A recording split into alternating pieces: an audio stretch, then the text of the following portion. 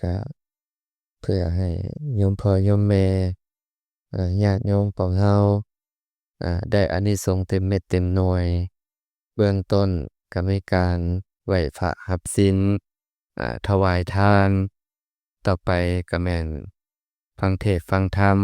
จากครูบาลูกครูบาหลานพ่อแม่ครูบาอาจารย์ต่อไปนะโมตัสสะภะคะวะโตอะระหะโตสัมมาสัมพุทธัสสะนะโมตัสสะภะคะวะโตอะระหะโตสัมมาสัมพุทธัสสะนะโมตัสสะภะคะวะโตอะระหะโตสัมมาสัมพุทธัสสะมาตาปิตุอุปทานังเอตมังคละมุตตมันติอิติขอน้อมไว้แด่คุณพระศรีรัตนตรัยอันมีคุณพระพุทธเจ้าคุณพระธรรมเจ้าคุณพระสังฆเจ้าอันเป็นห่มโพธิ์ห่มไทรให้ที่เฮาชาวพุทธได้กราบไหว้สักการะบูชาขอนอบน้อมพระเดชพระคุณญาทานใหญ่ขวันติกาเวโลเจ้าอธิการวัดพระมกประธานที่วัดป่าลาพุทธธรรมแห่งนี้ด้วยความเคารพและการเคารพแด่พ่อแม่ครูบาอาจารย์ทุกองค์ที่อยู่ร่วมกันที่วัดป่าลาพุทธธรรมแห่งนี้ด้วยความเคารพเช่นเดียวกันขอสุขีเจริญพรมายังออกตนญาติโยมพ่อแม่ญาติพี่น้องอุปสมบทอุปาสิกาหญิงชายน้อยใหญ่เมื่อนี้เป็นวาระดีที่เฮาชาวพุทธ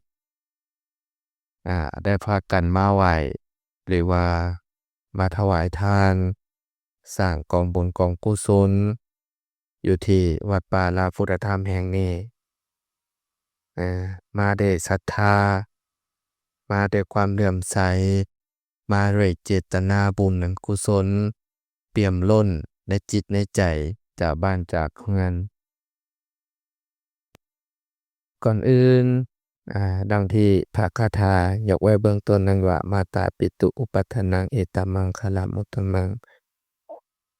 ทุกคนใดได้อุปถากอุปถัมภ์ยังพ่อและแม่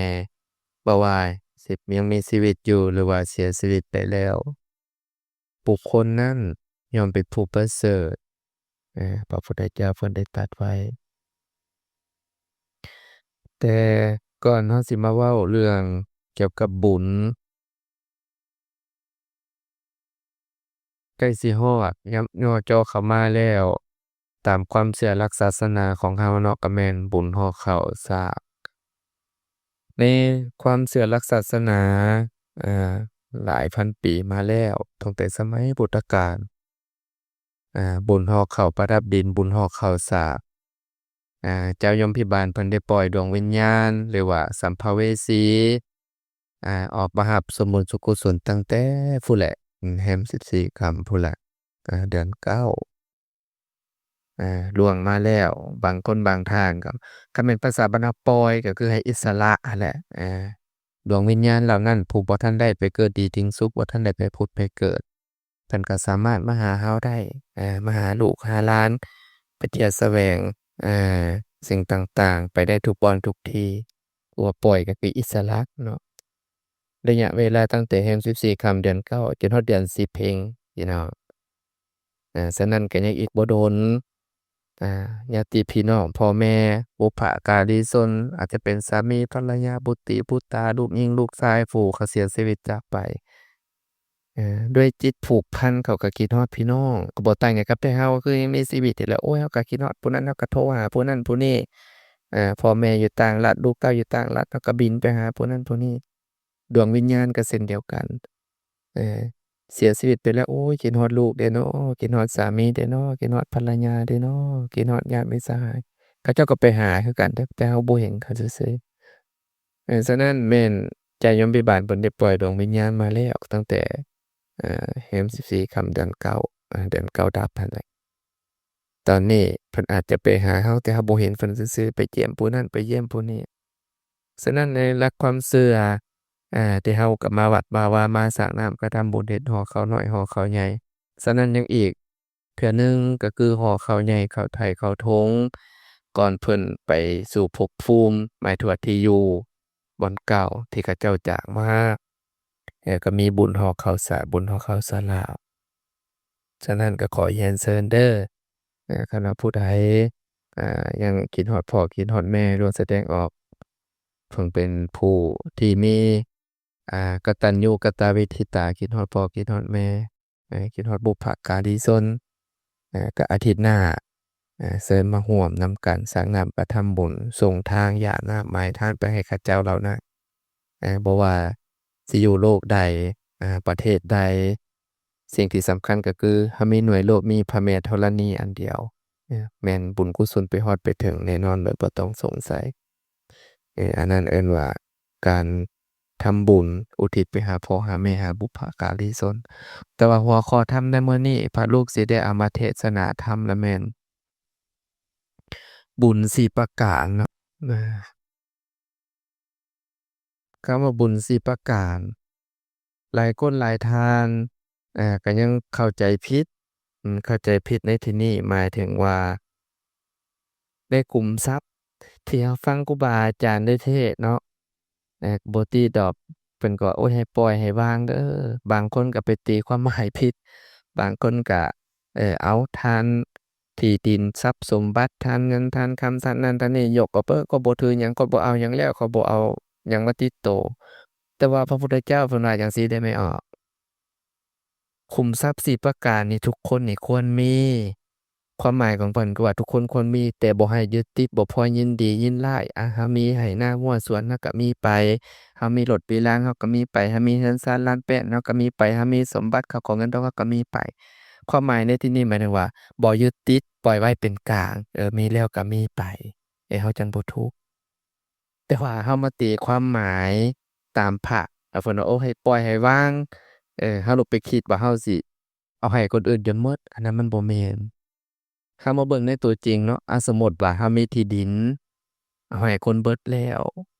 เรามีเงินเอาให้คนเบิดแล้วเรามีเงินเอาให้คนเบิดแล้ว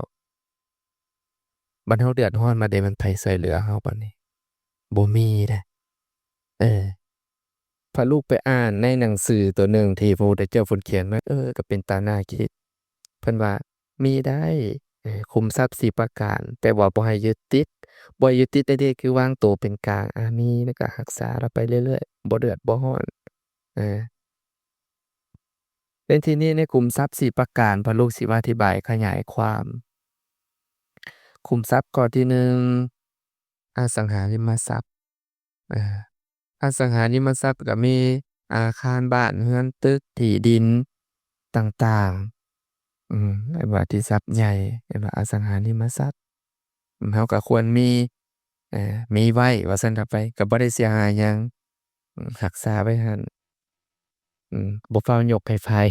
รักษาไว้ก่อนสมมุติว่าเรายกให้คนอื่นแล้วยกตัวอย่างเนาะเราบัดมาสรุปรวมๆแล้วพระโลกิยสิมาสรุปบัดเดียวเราว่าเราควรรักษาไว้ข้อที่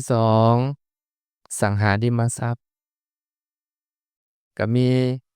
ข้าทาสบริวารช้างม้าวัวควายยานพาหนะต่างๆมีรถมีราหมูเห็ดเป็ดไก่ต่างๆเอิ้นว่าเป็นสังหาริมทรัพย์อาเป็นของเราถ้าเรามีไว้ก็ดีพระพุทธเจ้าว่า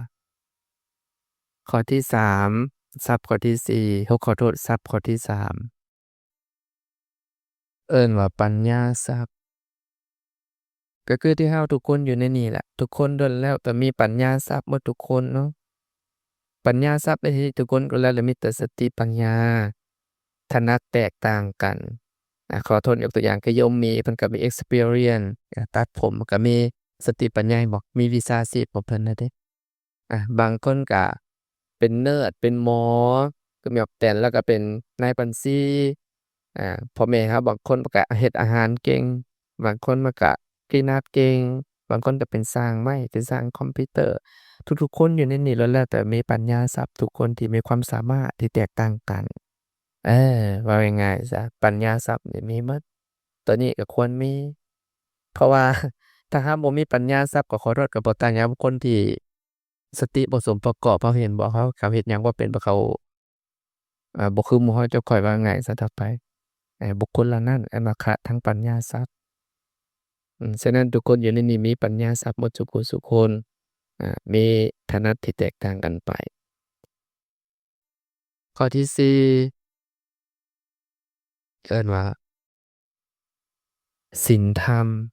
อืมอันว่ามีทั้งศีลทั้งธรรมนี่ทรัพย์สิน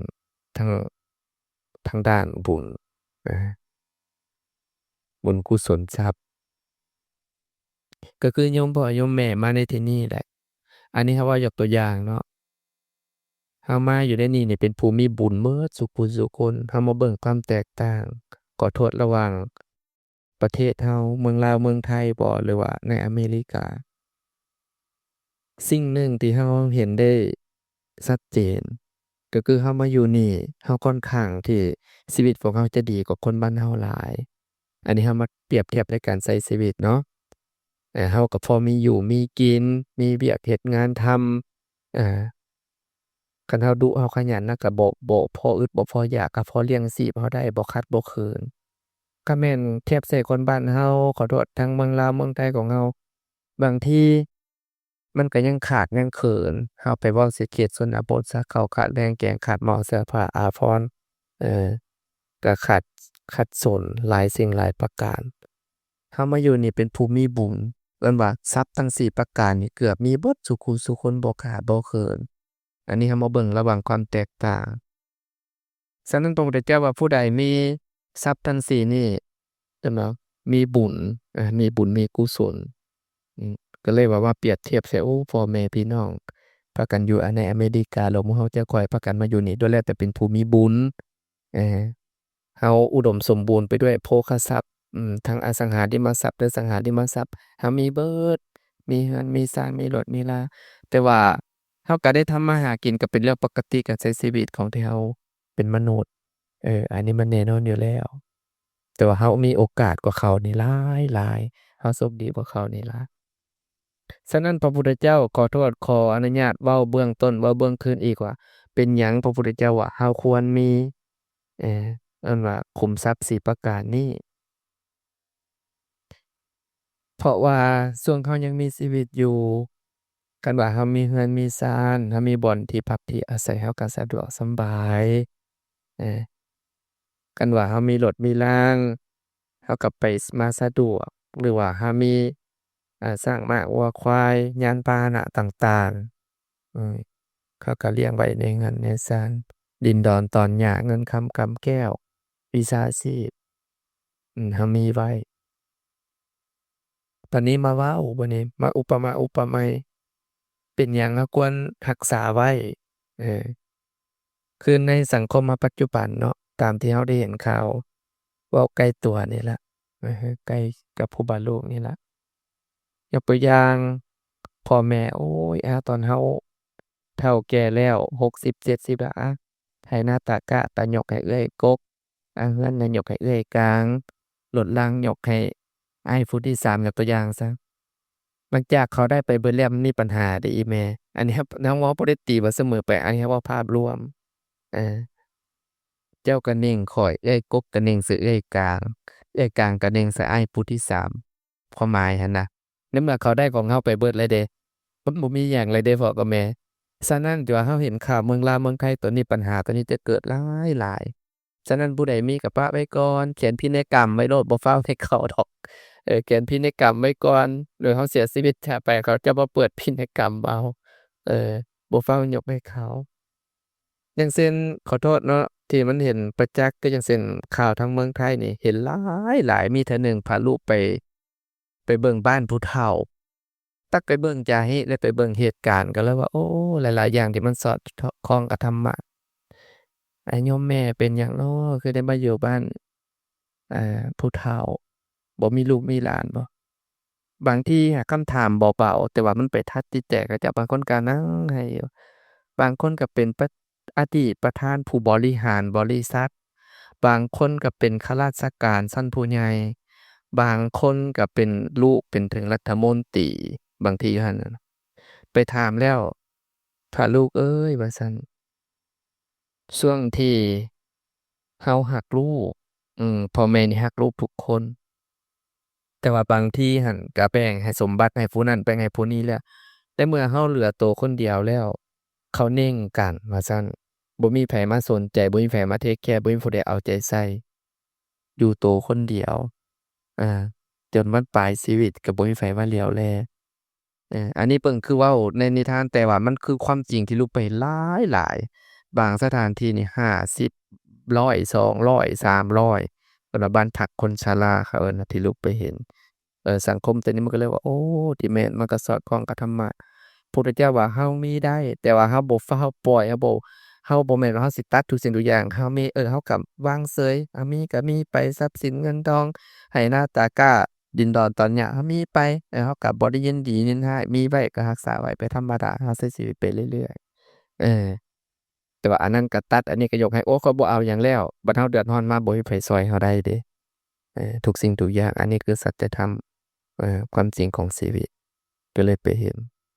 ฉะนั้นใน4ข้อนี้พระพุทธเจ้าว่าเราควรมีก็ละเราบ่มีทั้ง4ข้อแต่ว่าเราก็ควรมีสิ่งใดสิ่งหนึ่งมีดินดอนตัญญามีเรือนมีศาล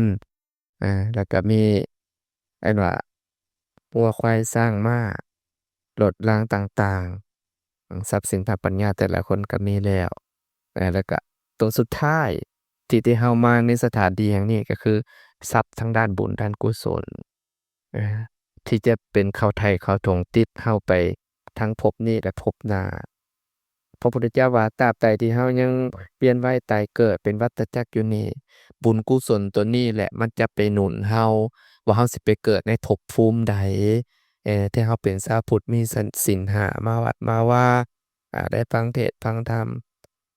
บัดนี้ลูกสิมาเปรียบเทียบมีตัวหนึ่งอีกที่ลูกข้าม เป็นหยังคนเราจึงเกิดมาบ่คือกัน บางคนก็เกิดมารวย บางคนก็เกิดมาทุกข์เป็นหยังบางคนเกิดมาจริงมีสติปัญญา บางคนก็เกิดมาเป็นโจร เกิดมาเป็นคนที่ขี้ลักเล็กขโมย มันก็มาย้อนถึงในเราปัจจุบันนี่แหละ1ความแตกต่าง บุคคลที่เข้าวัดเข้าวาบุคคลที่เฮ็ดนำสังคมช่วยเหลือสังคมกับบุคคลที่บ่เอาไผเลยบ่ทานหยังเลยบ่ช่วยเหลือไผเลยเอาแต่รูปแบบของเขาเจ้าเราบ่ได้กินเราบ่ได้ทานมันก็บ่มีบุญกุศลเราก็บ่ได้สะสมไว้ฉะนั้นคือโยมพ่อโยมแม่ญาติโยมมามื้อนี้นี่เป็นผู้มีบุญมีกุศลพากันมาสร้างไว้ว่าฝากทรัพย์ในดินสินในน้